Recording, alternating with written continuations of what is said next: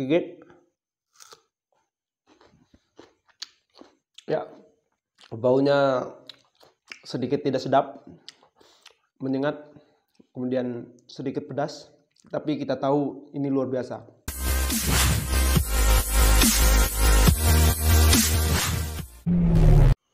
Assalamualaikum warahmatullahi wabarakatuh. Hari ini kita akan membahas sesuatu yang luar biasa. Kita akan membahas tenggorokan, paru-paru, hidung tersumbat, dan juga obat alami yaitu jahe.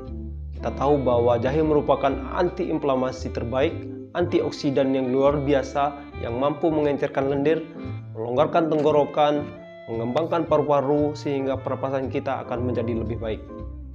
Jadi mari kita lihat bagian dalam hidung di mana ada 4 rongga di wajah yang seharusnya berisi udara, terisi cairan yang menyebabkan bakteri tumbuh di sana, dan ini yang menyebabkan hidung tersumbat dan nyeri kepala.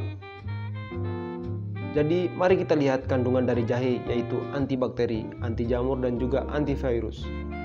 Jahe luar biasa. Jahe mampu melonggarkan pernapasan, membuka jalan napas, membuang lendir di jalan nafas sehingga paru-paru akan mudah mendapatkan pasokan oksigen.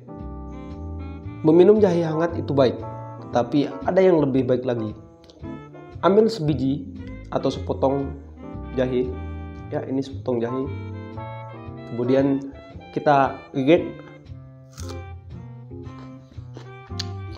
Ya, baunya sedikit tidak sedap, menyengat, kemudian sedikit pedas, tapi kita tahu ini luar biasa. Kemudian kita hirup. Ya, di bagian hidung akan terasa longgar. Setelah itu, setelah kita tunggu 30 detik, kita minum ya.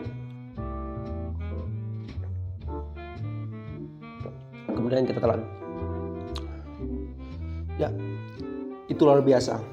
Ini sangat efektif untuk melonggarkan tenggorokan.